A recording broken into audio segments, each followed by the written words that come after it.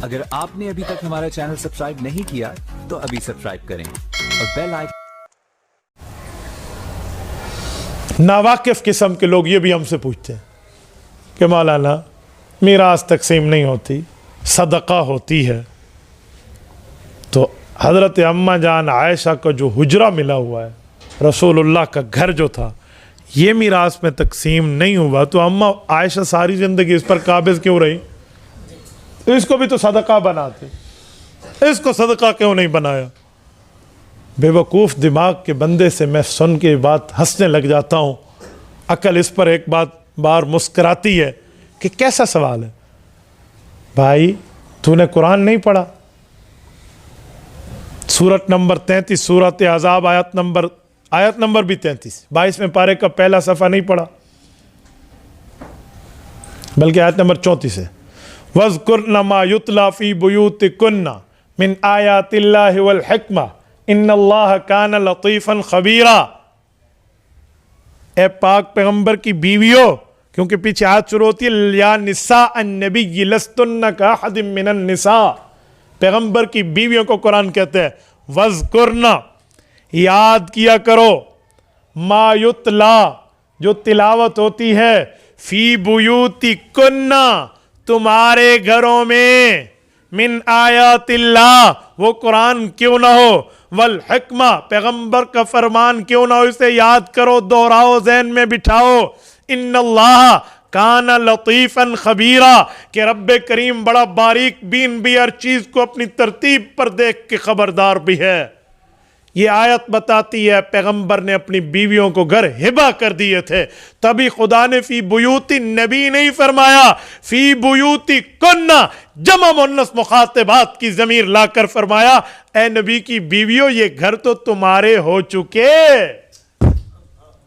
فی بیوت نبی نہیں ہے، فی بیوتی کنہ، یہ ان عورتوں کے گھر ہو چکے. تو سرور کائنات نے انہیں ہبہ کیا تھا، حضور پاک نے اپنی زندگی میں گفٹ کیا تھا، حضور علیہ السلام نے اپنی دنیاوی زندگی میں ان کو تحفے میں دیے تھے یہ گھر. تو جو تحفے میں مل جائے اس پہ میراث نہیں ہوتی، جیسے اماں فاطمہ الزہرا کے اپنے گھر میں بھی کسی میراث کی بات نہیں تھی کہ وہ ان کو تحفے میں مل چکا تھا. ظالم، تھوڑی سی بات تو سنا کر، تھوڑی سی تو سمجھا کر. میں نے تبھی کہا کہ مخالف نے میری دلیل کو نہیں سمجھا تو اعتراض کیا، اور میرے اپنے نے نہیں سمجھا ورنہ جواب دے دیتا.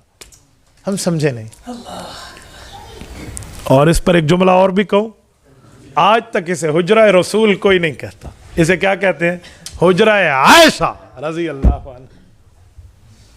بھائی اس پر تو صحابہ اہل بیت کا اتفاق ہے. سیدنا عمر رضی اللہ عنہ نے بیٹے کو نہیں بھیجا تھا کہ اماں عائشہ سے اجازت لے، اگر اجازت دیں تو میری قبر ادھر بنانا. اس سے پتہ چلا حضرت عائشہ قابضہ مالکہ وارثہ تھی اس چیز کی، اس کی اپنی یہ جگہ تھی. تو کچھ تو سوچیں.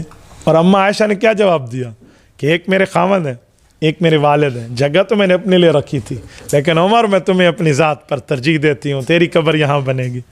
اور تقویٰ دیکھیں حضرت عمر کا، بیٹے نے آ کر خوشخبری دی تو والد حضرت عمر نے بیٹے کا بیٹا ہو سکتا ہے میری زندگی میں حیا کی بات اور مروت کی وجہ سے ہاں کی ہو، اگر میں دنیا سے رخصت ہو جاؤں ایک بار پھر جا کر اس بات کو کنفرم کر لینا، ویریفائیڈ کر لینا کہ کیا یہ بات ہے یا نہیں ہے. تو انہوں نے بات میں کہا کہ جو فیصلہ عمر کی زندگی میں تھا وہی فیصلہ عمر کی وفات کے بعد بھی ہے.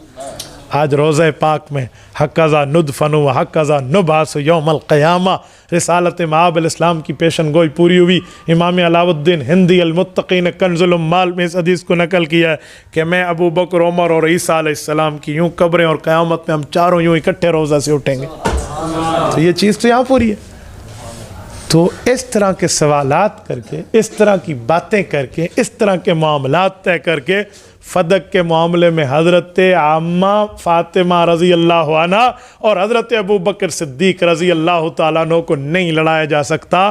وہ کون تھے؟ رحماء بینہم، ان میں محبتیں تھیں، مودتیں تھیں، تعلق تھا، پیار تھا، یگانگت تھی، ان میں نفرت نہیں تھی.